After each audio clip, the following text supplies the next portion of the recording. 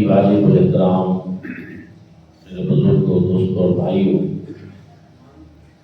اللہ رب العزت کے خاص فضل و کرم اور اس کے احسان اور توفیق سے ایک مرتبہ پھر ہمیں زندگی میں رمضان المبارک کا بابرکت مہینہ نصیب ہوا ہے۔ اس پہ ہم اللہ رب العزت کا جتنا بھی شکر ادا کریں کم ہے کہ اس نے رحمتوں اور برکتوں والا ماہ مبارک ہمیں نصیب فرمایا۔ رمضان المبارک کا مہینہ بے پناہ عظمتوں اور فضیلتوں کا حامل ہے، اور تمام مہینے جو ہیں یہ ان کا ایک سردار مہینہ ہے۔ حضور نبی کریم صلی اللہ علیہ وآلہ وسلم نے اس مہینے کے فضائل خود بیان فرمائے۔ فرمایا اذا دخل رمضان فتحت ابواب الجنہ وغلقت ابواب جہنم وسلسلت الشیاطین، کہ جب رمضان کا مہینہ آتا ہے جنت کے دروازے کھول دیے جاتے ہیں، جہنم کے دروازے بند کر دیے جاتے ہیں، اور شیاطین کو زنجیروں کے اندر جکڑ دیا جاتا ہے۔ اور پھر حضور نبی کریم صلی اللہ علیہ وآلہ وسلم نے ارشاد فرمایا کہ اس مہینے کا جو پہلا عشرہ ہے اولہ رحمت و اوسطہ مغفرت و آخرہ عتق من النار، اس کا پہلا عشرہ رحمتوں بھرا عشرہ، دوسرا عشرہ مغفرت کا عشرہ ہے، تیسرا عشرہ آتش جہنم سے آزادی کا عشرہ۔ تو گویا اس میں رحمتیں بھی ہیں، مغفرت بھی ہے، آتش جہنم سے آزادی بھی ہے۔ تو خوش نصیب اور سعادت مند ہے وہ لوگ جو اس ماہ مبارک کے اندر عبادات میں اضافہ کرتے ہیں، اپنے خالق اور مالک کو راضی کرتے ہیں۔ اور صوفیاء اس کی بڑی خوبصورت تعبیر بیان کرتے ہیں۔ وہ کہتے ہیں کہ یہ مہینہ تو ابر کرم کا مہینہ ہے، رب تعالیٰ کی رحمتوں کی برسات کا مہینہ ہے، اور جب بارش برستی ہے وہ نشیب پہ بھی برستی ہے اور فراز پہ بھی برستی ہے، اور جب بارش برستی ہے تو پھر وہ درخت کہ جس کی جڑیں ابھی خشک نہ ہوئی ہوں اس کے اوپر پھر پھل پھول آ جاتے ہیں، وہ ہرا بھرا ہو جاتا ہے، اور وہ درخت کہ جس کی جڑیں ہی خشک ہو جائیں اس پہ جتنی بارشیں آتی رہیں وہ اس کو کوئی فائدہ نہیں دیتی۔ رمضان المبارک میں یہ جو مسجدیں آباد ہو جاتی ہیں، یہ مدارس کی رونقیں بڑھ جاتی ہیں، خانقاہوں کا ماحول بدل جاتا ہے، یہ ہر طرف تلاوت قرآن کی صدا جو سننے کو ملتی ہے، کہتے ہیں اس وجہ سے کہ ایمان کی جڑ تو موجود تھی، جب اس پہ رب تعالیٰ کی رحمتوں کی بارش ہوئی تو پھر اس پہ نماز کی صورت میں، نماز تراویح کی صورت میں، روزوں کی صورت میں، تلاوت کلام کی صورت میں مختلف پھل پھول لگنا شروع ہوا۔ اہل ایمان کے گویا شجر ایمان کے اوپر ایک موسم بہار نظر آتا ہے، ہر طرف جب ابھی بہار کا موسم شروع ہو رہا ہے، ابھی آپ دیکھنا کہ کیا ہوگا، ہر طرف ہریالی ہو جائے گی، پھول کھل اٹھیں گے، بلبلیں چہکیں گی۔ تو رمضان المبارک میں بھی یہی ہوتا ہے کہ ہر طرف سے تلاوت قرآن کی صدائیں سنیں، ہر طرف مسجدوں کی رونق میں اضافہ ہو جاتا ہے۔ اور پہلے بھی اذان کی آواز تو مسجد سے آتی تھی، اللہ اکبر کی صدا تو بلند ہوتی تھی، لیکن اب کیا ہوا کہ گناہگاروں کے قدم اللہ کے گھر کی طرف اٹھنا شروع ہو گئے۔ تو بتایا گیا کہ یہ رمضان المبارک کا انقلاب آ گیا، یہ حقیقت میں نیکیوں کے ماحول کو بدلنے کے لیے یہ ایک انقلاب کا مہینہ ہے، یہ لوگوں کے دلوں کو بدل دیتا ہے، لوگوں کی حالت کو بدل دیتا ہے، لوگوں کی کیفیت کو بدل دیتا ہے۔ دوستوں اور بھائیوں، پھر اللہ رب العزت نے قرآن مجید فرقان حمید میں جہاں روزوں کی فرضیت کا ذکر کیا، تھوڑا سا اس کا جائزہ لیتے ہیں۔ اللہ رب العزت نے ارشاد فرمایا یا ایھا الذین آمنوا کتب علیکم الصیام، اے ایمان والو تمہارے اوپر روزے فرض کیے گئے۔ یہاں مفسرین کرام نے بڑی پیاری باتیں کی ہیں. انہوں نے کہا ایک بات یہ ہے کہ یہ خطاب کہ یا ایھا الذین آمنوا، اے ایمان والو، یہ ایسا خطاب ہے جو حضور علیہ الصلوۃ والسلام کی امت سے پہلے اللہ رب العزت نے کسی اور امت سے نہیں فرمایا، کیونکہ اس میں بڑا پیار ہے، اس میں بڑی محبت ہے، اور اس میں اپنائیت ہے کہ اے ایمان والو. گویا رب تعالیٰ فرما رہا ہے اے میرے بندوں جو میرے اوپر ایمان لائے، میرے اپنوں. گویا اس انداز میں پھر بیان کرتے علماء کرام، وہ کہتے ہیں کہ جب بھی اللہ رب العزت اس انداز سے مخاطب فرمائے اس بات کو انتہائی توجہ سے سننا چاہیے. کیوں؟ اس لیے کہ اس میں اللہ رب العزت اپنی کسی نعمت کا ذکر کرنا چاہتا ہے اور بندوں کو نوازنا چاہتا ہے. آپ دیکھیں قرآن پاک میں یا ایھا الکافرون بھی ہے، قرآن پاک میں یا ایھا الناس بھی ہے، مختلف انداز ہیں. لیکن جہاں اللہ رب العزت کی رحمتوں کی بات ہوتی ہے، جہاں رب تعالیٰ اپنے بندوں کو نوازنا چاہتا ہے، وہاں پر فرماتا ہے یا ایھا الذین آمنوا. درود پاک برکت والی چیز ہے، رحمت والی چیز ہے، اس میں کوئی ڈاؤٹ نہیں، شک نہیں، کوئی عیب نہیں، ریب نہیں، ایک یقینی اور حتمی بات ہے. لیکن رب تعالیٰ نے جب درود پاک پڑھنے کو حکم دیا تو فرمایا یا ایھا الذین آمنوا صلوا علیہ وسلموا تسلیما. اے ایمان والو تم حضور علیہ الصلوۃ والسلام پہ درود بھی بھیجو اور سلام بھی پوچھو. اسی طرح رب تعالیٰ نے ایک مقام پہ نہیں متعدد مقامات پہ امت مصطفیٰ صلی اللہ علیہ وسلم کو خطاب فرمایا کہ یا ایھا الذین آمنوا، اے ایمان والو. کیونکہ ایمان کوئی معمولی چیز کا نام نہیں، ایمان ہی تو سب کچھ ہے. ایمان ہے تو سب کچھ ہے. ایمان چلا جائے تو پھر انسان جتنی عبادتیں کرتا رہے، ریاستیں کرتا رہے، وہ ساری کی ساری ضائع ہو جاتی ہیں، رائگاں ہو جاتی ہیں. عبداللہ بن ابی نماز بھی پڑھتا تھا، روزے بھی رکھتا تھا، لیکن ایمان کی دولت سے محروم ہونے کی وجہ سے، رئیس المنافقین ٹھہرنے کی وجہ سے اس کی ساری عبادات رائگاں چلی.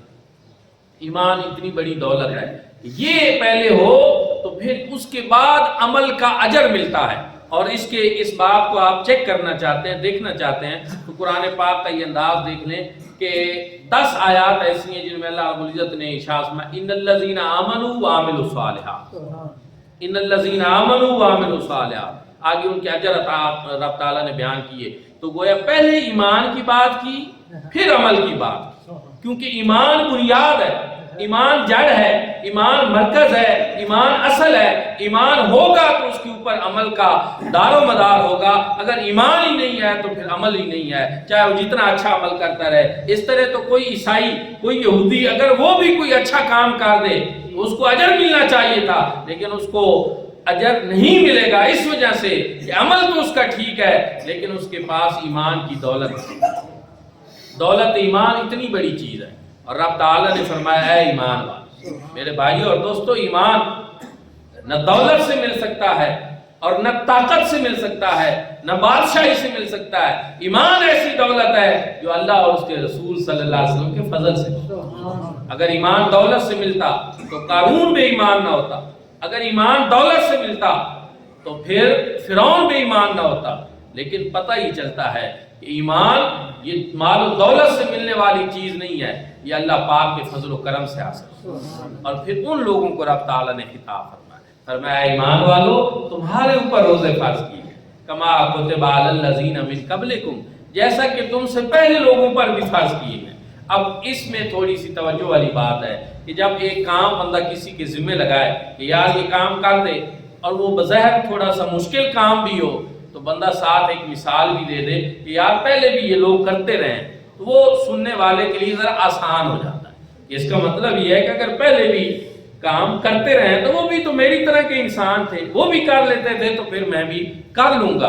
اور رب تعالیٰ نے یہاں یہ بھی فرمایا کہ بظاہر اس میں مشقت ہے، بظاہر اس میں مشکل کام ہے، لیکن یہ بھی دیکھو کہ تم سے پہلی امتیں بھی یہ کام کرتی رہی، ان کے اوپر بھی روزے فرض رہے ہیں اور وہ بھی روزے رکھتے رہے. اس طرح فرمایا یا ایھا الذین آمنوا کتب علیکم الصیام کما کتب علی الذین من قبلکم لعلکم تتقون. وجہ بھی ہونی چاہیے، حکمت بھی ہونی چاہیے. میں نے کئی مرتبہ یہاں بیان کیا کہ شریعت مطالعہ کا کوئی حکم حکمت سے خالی نہیں. اس کا ایک فلسفہ ہوتا ہے، اس کی ایک وجہ ہوتی ہے، اور وہ بیان کر دیا گیا تاکہ تم متقی بنو، تمہیں تقوی کی دولت مل جائے، تاکہ تمہیں اللہ رب العزت تقوی سے مالا مال فرمائے، اور پھر تقوی کی وجہ سے جتنی نعمتیں اللہ رب العزت نے عطا کرنی ہیں وہ ساری تم کو عطا کرنی۔ میرے بھائیوں اور دوستو، رمضان کے روزہ انسان رکھے گا تو انسان کو حاصل کیا ہو؟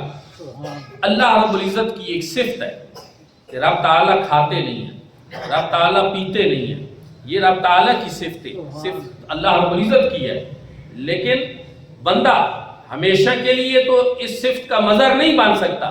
رب تعالیٰ نے روزے فرض کر دیے کہ چلو کچھ لمحوں کے لیے صحیح تم میری اس صفت کے مظہر بھی بن۔ اس میں کتنا پیار ہے، اس میں کتنی محبت ہے، اور اس میں اللہ رب العزت کا کتنا انعام ہے کہ کچھ دیر کے لیے صحیح، کچھ لمحات کے لیے صحیح تمہیں بھی میری اس صفت کا مظہر بننا نصیب ہو جائے جو میری صفت ہے۔ پہلے تو اللہ پاک کی صفت ہے، پھر اس کے بعد وہ ملائکہ کی صفت بھی ہے کہ ملائکہ کھانے پینے سے بے نیاز ہے، اللہ رب العزت نے ان میں بھوک پیاس کا یہ سلسلہ ہی نہیں رکھا، تو کچھ دیر کے لیے تمہیں بھی یہ ملکوتی صفت ہونا نصیب ہے، تمہارے اندر یہ ملکوتی ملکہ جو ہے یہ تمہیں حاصل ہو جائے کہ ہر وقت پیٹ کے چکروں میں لوگ پڑے رہتے ہیں نا، ہر وقت بھوک کی باتیں، کھانے کی باتیں، پینے کی باتیں، فرمایا بے نیاز ہو جاؤ ان باتوں سے۔ یہ بھی کوئی چیزیں ہیں کہ جن کو تم اپنی زندگی کا مقصد بنائے ہوئے ہو، ان کو چھوڑو۔ ملائکہ کی صفات جو ہیں کچھ دیر کے لیے تم ان سے متصف ہو جاؤ، اپنی روح کی پرواز کو بلند کرو۔ جب انسان کا جسم لاغر ہوتا ہے، کمزور ہوتا ہے، اس کی روح کی پرواز بلند ہو جاتی ہے، اور اللہ رب العزت چاہتے ہی ہے کہ تمہاری روحانی پرواز جو ہے وہ بہتر ہو جائے، اور جسمانی طور پر تھوڑی سی کمزوری اور ضعف جو ہے یہ آ بھی جائے تو یہ کوئی ایسی بات نہیں، اس پہ بہت ساری باتیں ہو سکتی ہیں کہ روحانی طور پر انسان جب مضبوط ہو جائے، جسمانی طور پر انسان کے اندر کوئی ضعف، کوئی کمزوری آ بھی جائے، اللہ رب العزت کی طرف سے اس کے اوپر بہت ساری نعمتوں کا نزول صورت میں حضور نبی کریم صلی اللہ علیہ وآلہ وسلم کو اللہ رب العزت نے جو جسم اقدس عطا فرمایا تھا، اس کی لطافت اتنی بڑھ گئی تھی کہ اگر کوئی انسان کسی ایسی تیز رفتار سواری پہ سوار ہو جس طرح کے براق ہوتی ہے، تو پہلی بات تو یہ ہے کہ کسی انسان کا اس طرح کی سواری پہ سوار ہونا ممکن ہی نہیں، لیکن جب انسان اپنے جسم کو لطیف بنا لے اور اس کی لطافت اتنی بڑھ جائے کہ اس میں بشری کثافتیں ہی ختم ہو کر رہ جائیں، تو پھر اس کے لیے ممکن ہوتا ہے کہ وہ کسی ایسی سواری پہ سوار ہو سکتا ہے، پھر اس کو بلند پروازی نصیب ہوتی ہے۔ پھر اللہ رب العزت نے معراج کی رات حضور صلی اللہ علیہ وآلہ وسلم کو جو مراتب عطا فرمائے سفر کے، ان پہ اگر آپ غور کریں تو حضور علیہ الصلوۃ والسلام نے براق پہ بھی سواری کی، رف رف پہ بھی سواری کی، اور پھر ایک ایسا وقت بھی آیا کہ براق بھی جواب دے گیا، رف رف بھی جواب دے گیا، اور اس سے آگے حضور علیہ الصلوۃ والسلام اپنی نبوت کی جو طاقت ہے اس کے اوپر سوار ہو کر اللہ رب العزت کی بارگاہ میں نعرہ تکبیر، نعرہ رسالت، نعرہ حیدری، تاجدار ختم نبوت زندہ آباد۔ کہتے ہیں کہ یہ چیز کیا ہے؟ یہ حضور علیہ الصلوۃ والسلام کی لطافت تھی، وہ لطافت ایسی تھی جس میں بشری کثافتیں پیچھے رہ گئی اور ان میں روحانیت آ گئی۔ دوستان ذکر، اگرچہ حضور نبی کریم صلی اللہ علیہ وآلہ وسلم کے امتی ہونے کی حیثیت سے ہم بھی اپنے آپ کو اپنی روحانی سلسلوں میں بہتر کر سکتے ہیں، وہاں پہنچنا یا سوچنا یہ تو انسان کے بس کی بات ہی نہیں ہے، وہ اللہ کے محبوب کا معاملہ ہے۔ لیکن اولیاء اللہ میں بھی ایسے اولیاء اللہ موجود ہیں جن کو اللہ رب العزت نے ایسی روحانی پرواز عطا فرمائی تھی۔ حضرت شاہ نصیر الدین چراغ دہلوی رحمۃ اللہ علیہ، آپ فجر کی نماز دہلی میں پڑھتے تھے اور روزانہ عصر کی نماز جو ہے وہ مدینہ شریف میں پڑھتے تھے، اور کیا تھا کہ آپ قدم دہلی سے اٹھاتے تھے اور مدینہ شریف رکھتے تھے، اور مدینہ شریف سے قدم اٹھاتے تھے تو دہلی میں رکھتے تھے۔ اب یہ کیا ہے؟ یہ ان کو ایک روحانی پرواز نصیب ہوئی تھی، اس وجہ سے کہ جب جسم کی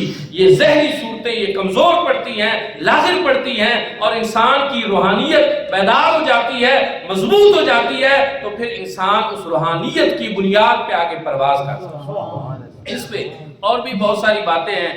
اہل ظاہر جو ہیں، عقل کے گھوڑے دوڑانے والے جو ہیں، ان کو تو یہ باتیں سمجھ نہیں آ سکتی، لیکن حقیقت یہی ہے کہ انسان کو اللہ رب العزت چاہتے یہ ہیں کہ ان کا جسم لاغر اور کمزور ہو اور انسان کی روحانیت بیدار ہو، انسان کی روح بیدار ہو جائے، انسان کی روح مضبوط ہو جائے اور اس کو روحانی طاقتیں نصیب ہو جائیں۔ تو اس وجہ سے فرمایا کما کتب علی الذین من قبلکم لعلکم تتقون، تم سے پہلے لوگوں پر بھی روزے فرض کیے گئے تاکہ تمہیں تقوی نصیب، متقی ہونا نصیب ہو جائے۔ دوستو اور بھائیو، جب تقوی نصیب ہو جائے گا، جب تم متقی بن جاؤ گے، تمہاری پرواز بہتر ہو جائے گی، تو پھر اللہ رب العزت کے تمہارے اوپر انعامات ہوंگے۔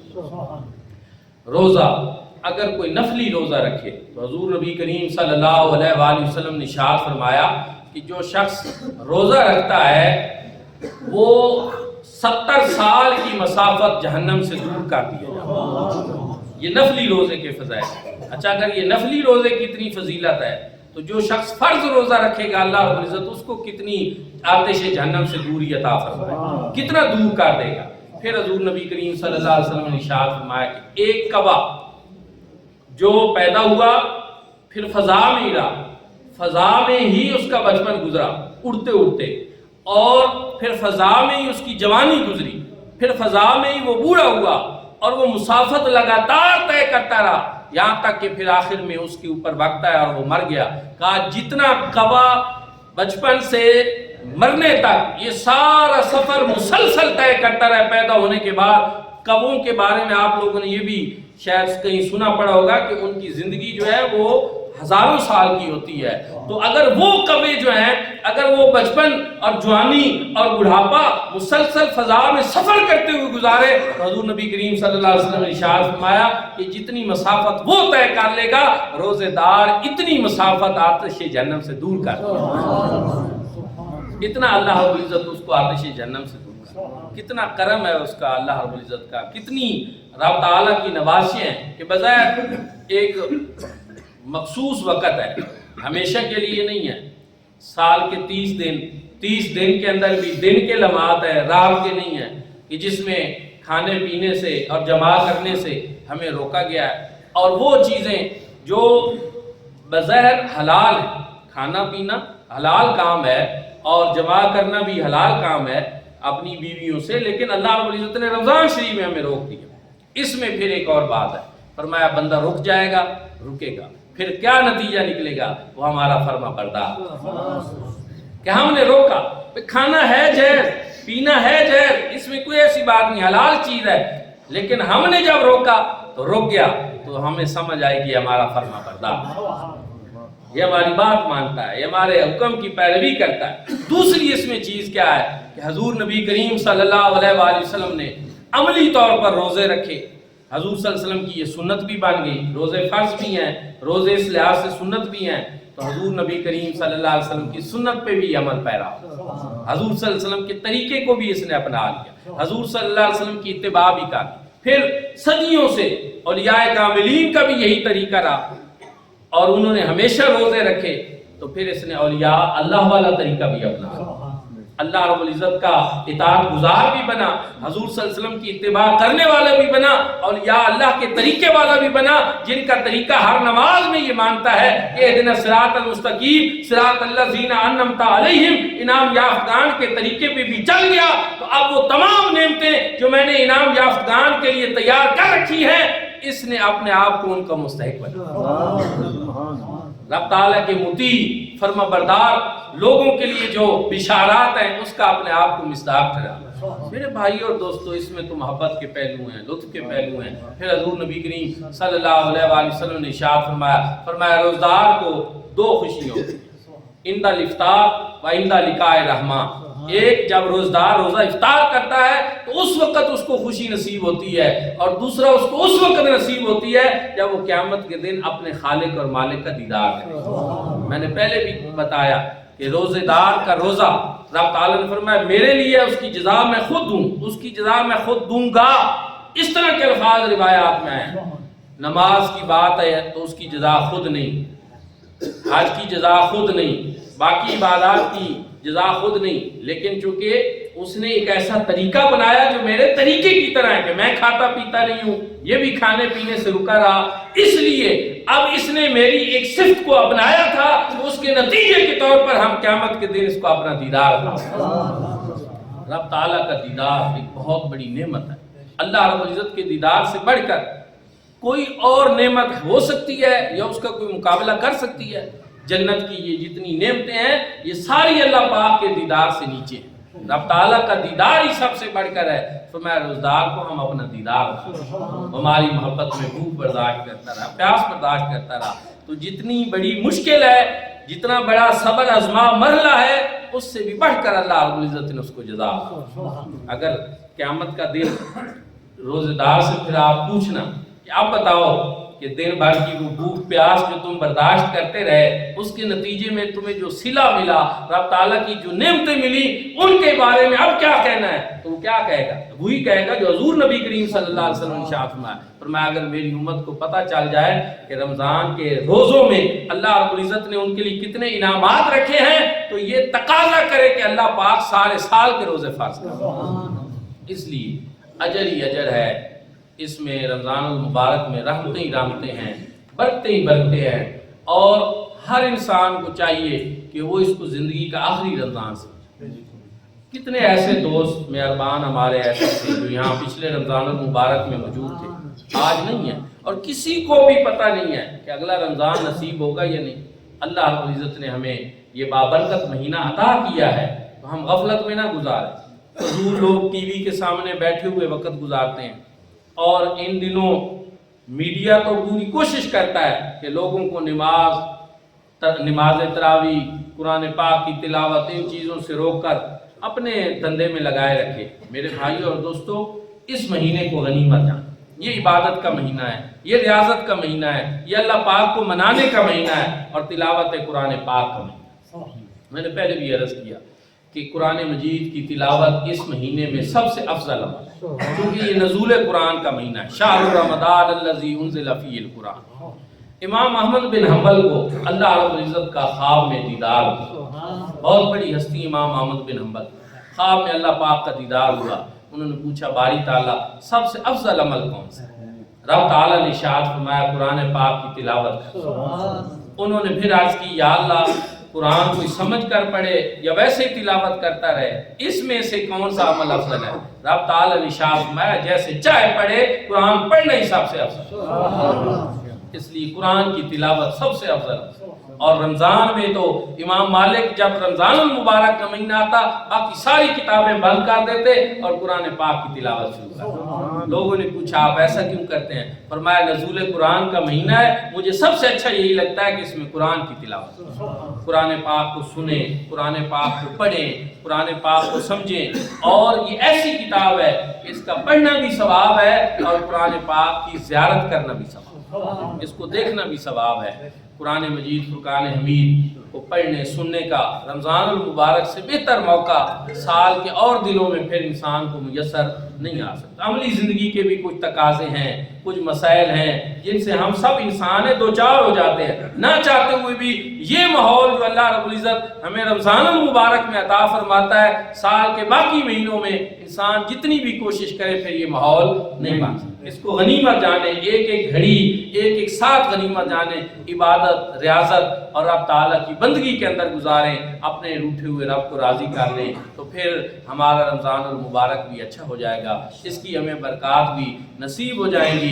رمضان المبارک میں تلاوت قرآن مجید فرقان حمید سننے کا ایک اسپیشلی ذوق پیدا کریں، اپنے آپ کو ذہنی طور پر تیار کریں کہ ہم نے قاری صاحب کے حافظ صاحب کے پیچھے کھڑے ہو کر قرآن پاک کو سننا ہے اور خود بھی پڑھنا ہے، اپنے بچوں کو پڑھائیں، راغب کریں، قرآن فہمی کی طرف آئیں، قرآن پاک کو سمجھنے کی بھی کوشش کریں۔